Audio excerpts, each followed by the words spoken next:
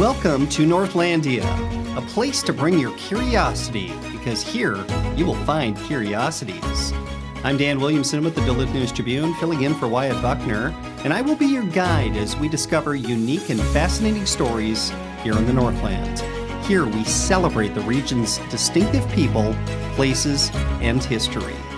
In this episode, we are discussing an iconic Highway 61 institution, Russ Kendall's Smokehouse.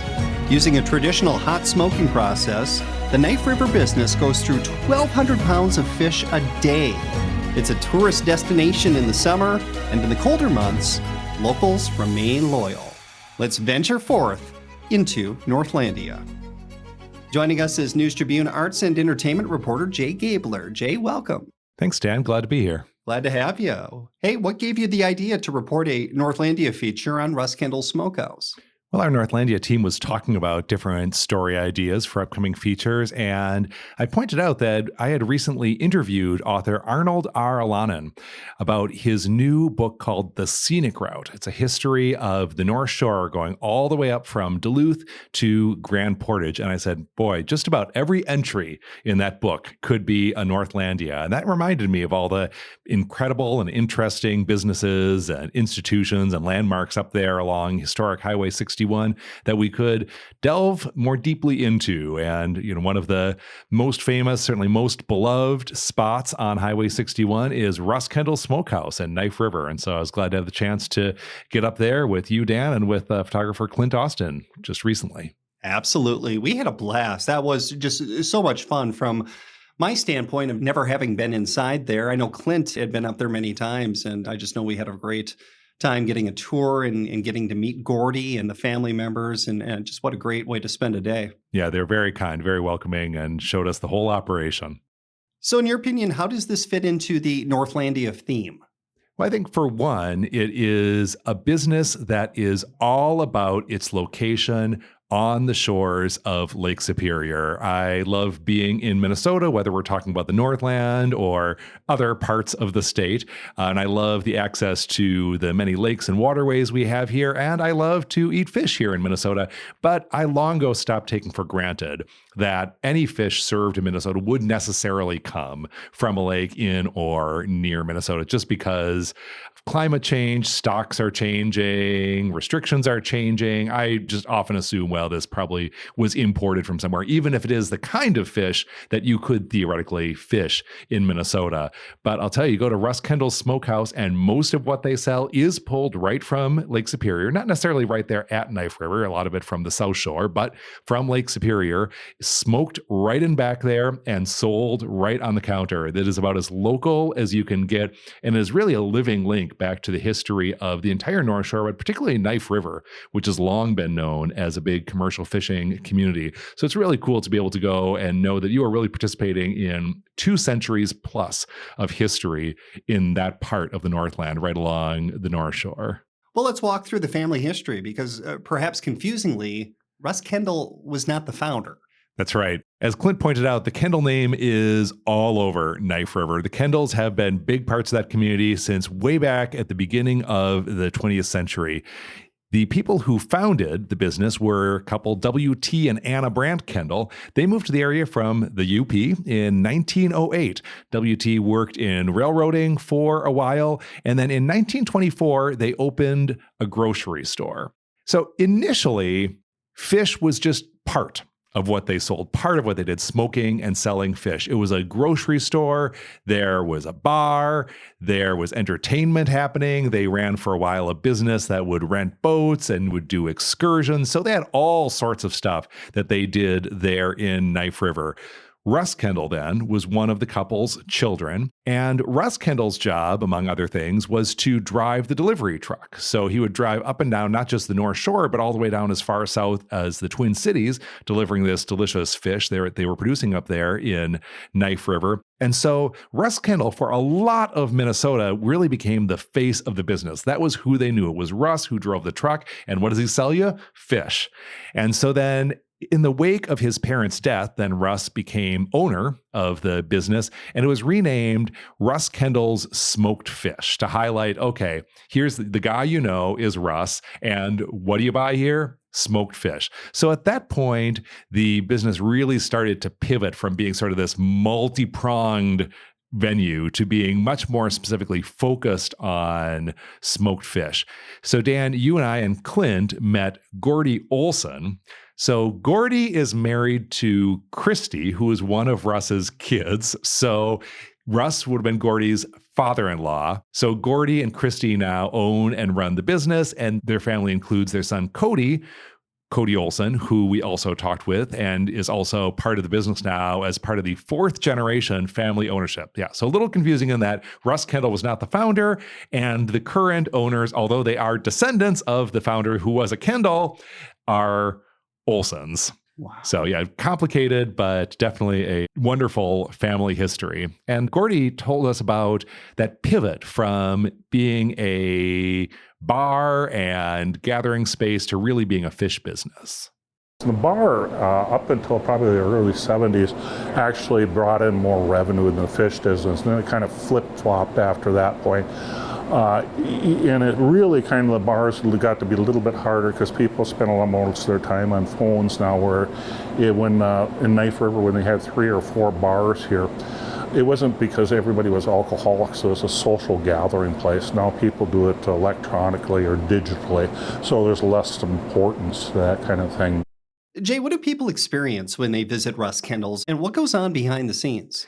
Yeah, it's different than other places that sell smoked fish that you might have encountered. I mean, not different than every place that sells smoked fish, but I think a point of comparison for people here in the Northland might be Northern Waters Smokehouse here in Duluth. Absolutely, popular, delicious, wonderful place right in Canal Park, but different than Russ Kendall's Smokehouse. You go to Northern Waters and a lot of people are getting sandwiches, salads. It's a lot of sort of grab and go food full of like tables with people sitting, eating their sandwiches. And then there is a counter where you can just buy that smoked fish or other products they have on sale. So a lot going on there. It's a little simpler and more direct at Russ Kendall's Smokehouse. You walk in, there's a counter with smoked fish. You're probably buying some smoked fish. And beyond that, okay, they have some sleeves of crackers. You want to grab some crackers to go with your fish. Few condiments available, cooler of drinks, some souvenirs. That's pretty much the long and the short of it. You are walking in to buy some fish. We talked to one of the employees, Maggie Campbell, and I asked her, what questions do you get asked most often? And she said, you know what? People think they're real funny. They walk in and say, you got any fish? So that, yes, they do. They have a lot of fish. That is what they do. And the fish gets smoked just right in back there. You walk back through the shop and go through their storage and processing area, and there is the smokehouse. So as you were saying, Dan, they do fish in quantity. Here's Gordy Olson. We expand out in the summertime, retract in wintertime, but we generally will do up to about 1,200 pounds per day of green weight. So that would be their heads in that, and then they're trimmed, and then they go in the ovens, and they also lose about up to 30% of their weight, depending on the type of fish, from the extraction of moisture, which happens naturally during the smoking process there. So, where does most of the shop's business actually come from?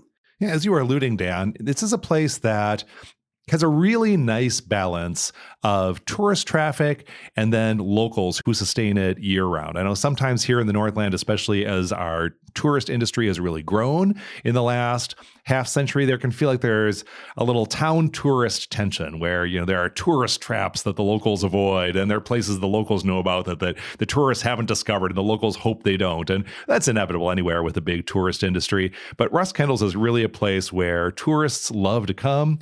They know about it. They make a point of pulling off what is now the expressway to get to old scenic Highway 61, which is where Russ Kendall's is, not far off what is now the official main drag. But you have to know to get off to go swing through Knife River, and the tourists sure do know. I mean, it was bustling when we were there just a little while ago, and this is still very much Northland spring. This is hardly peak summer sunny weather. So that tourist travel that traffic really picks up in the summer. But in the meantime, the locals really sustain it. And there are people who come as often as literally every day. We had one gentleman who we met who walked in. His name is Brad Nelson. He lives within walking distance there in Knife River. Every single day, walks over to Russ Kendall's Smokehouse, sometimes buys fish. He was grabbing some candy when we were there, a drink, and he said he's there so often, and he'll be sitting outside, and people will pull up and say, "Are you Russ Kendall?" So that is the kind of loyalty that they engender there at Russ Kendall Smokehouse. It's really neat to know that this is a place that is beloved both by people from out of town and people in town. Here's what Gordy Olson had to say about that.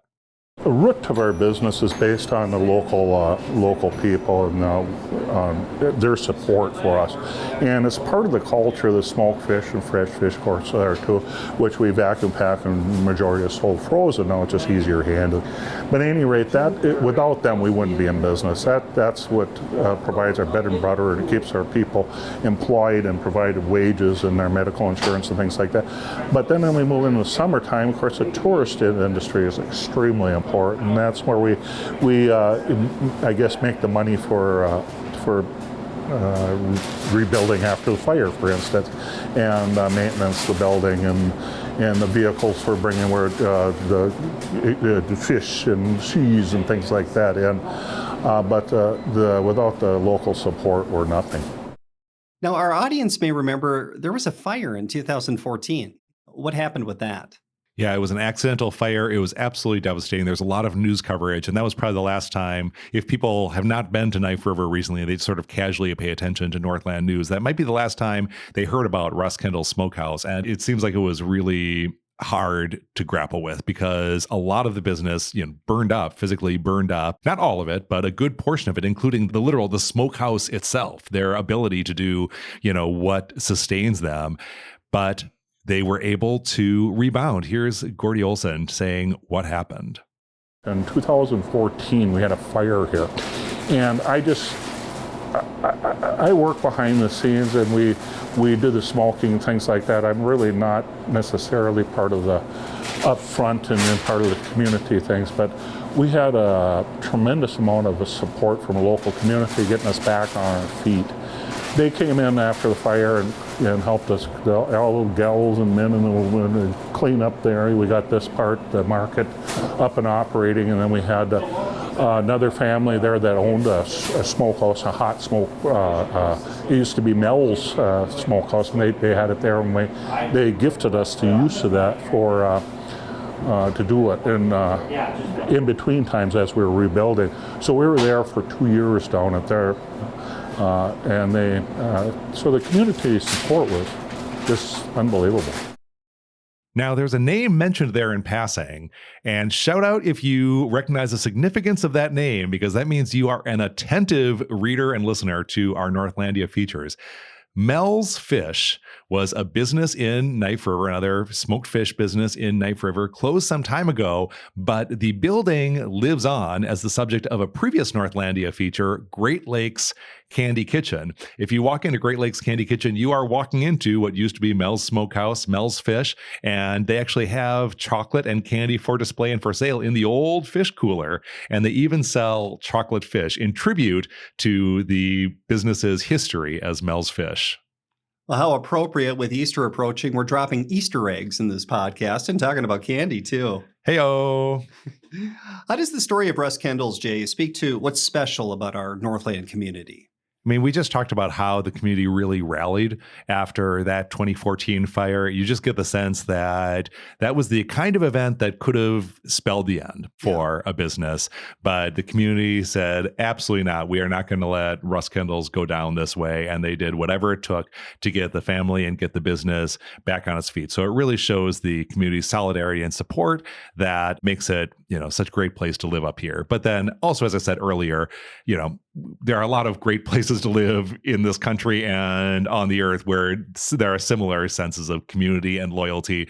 But this really is a distinctively Lake Superior community. You're right there in Knife River, this great sort of fishing community. You can learn a lot more about Knife River's history at the nearby Cultural Center now, which has a historic fishing boat, has a historic Viking boat, which doesn't actually date all the way back to the Vikings, but that's a whole other Northlandia story. It has that candy kitchen. So it really is this community that is not just a wonderful community of people who live there and a great place for people to visit, take the train in, boat in, drive in, however you're going to get to Knife River. But it certainly is a community that has a really distinctive history that speaks to its location right there on the North Shore of Lake Superior here in beautiful state of Minnesota. Absolutely. And of course, every winter you'll be in Knife River.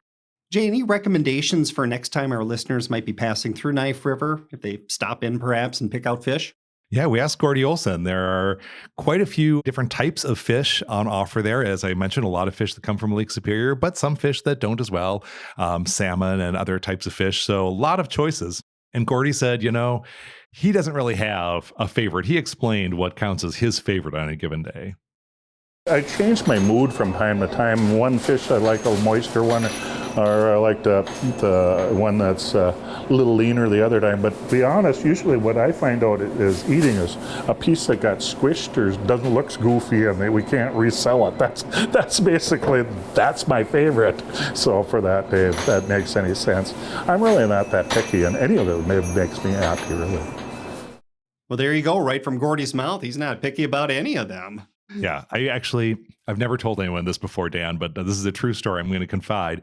So when I go to Northern Water Smokehouse here in Duluth, a lot of people go for that Cajun fin, the most popular sandwich, but I have such a hard time choosing because I've had a lot of them and they're all good. I actually use a random number generator to figure out which sandwich I'm going to order on a given day because I can't take the pressure of choosing one. They're all so good. They're all different. And I feel like the same thing is true of the fish on offer at Russ Kendall's. Next time I walk in there, I'll just have to take a moment, go back and pull up a random number generator on my phone and be like, okay, number 12, that's what I'm having today, and I will not regret it. I love that. That's awesome. Jay, was there anything in particular that you were surprised to learn while you researched this story?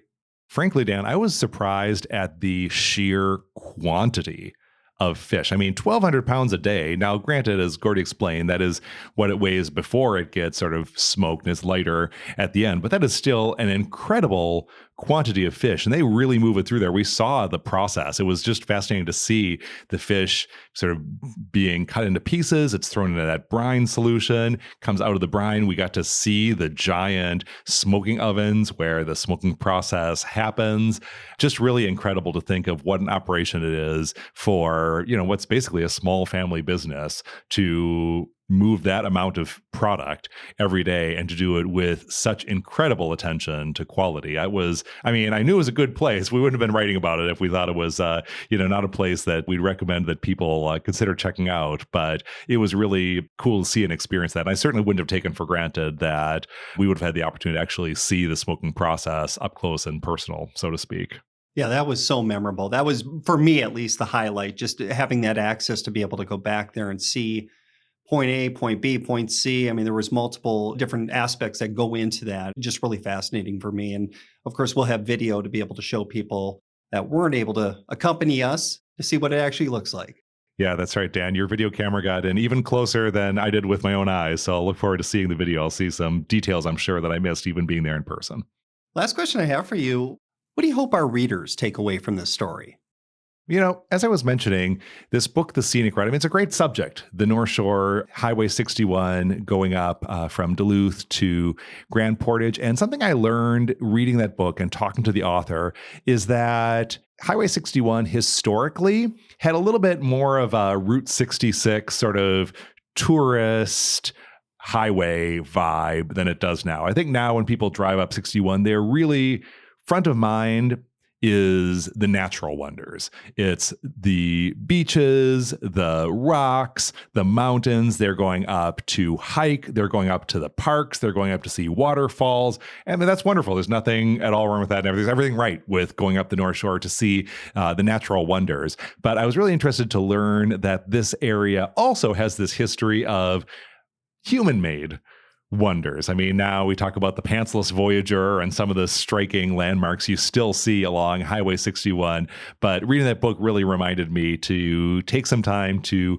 visit and revisit some of the businesses and human-made landmarks that are also along Highway 61, and to think as I visit them of days gone by. If we're talking about Russ Kendall's Smokehouse, if you think back to the 50s, as Arnold Alanin points out in that book, not only was it a bar, a restaurant, what have you, they actually had grappling that happened right there in the bar. So grappling, for those of you who are not aware, and I sure wasn't, so I learned this, is something akin to what today we have as professional wrestling, where yes, there's some athleticism to it, but there's also a little bit of a show to it. And it was something that got very popular on TV in the 50s when TV was blowing up, and that built an audience for people to see it live. And so people on the North Shore wanted to see grapplers. And where are you going to go to see grapplers go at it? But Russ Kendall's Smokehouse. Seriously?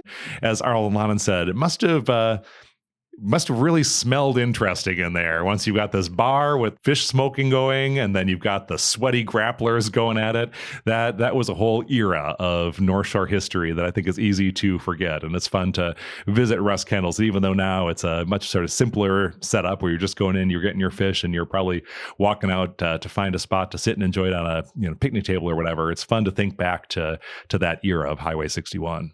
Something that I think is kind of cool too for people that participate in Grandma's Marathon and the North Shore Inline Marathon, which is in September. The participants, you go right through Knife River and Highway 61, and you'll see Russ Kendall's right on the right side. Yep, and you'll probably smell some smoke. Well said. Jay, thank you so much for your time. Yeah, thanks, Dan. And thank you for joining us on this venture into Northlandia. To read the article for this week's column, visit DuluthNewsTribune.com/topics/Northlandia. If you enjoyed this podcast and would like to support us, consider becoming a subscriber of the Duluth News Tribune at DuluthNewsTribune.com/subscribe. Join us again next time and discover the extraordinary stories that you just might miss if you're not in the right place at the right time, ready to step off the beaten path with no rush to return here in Northlandia.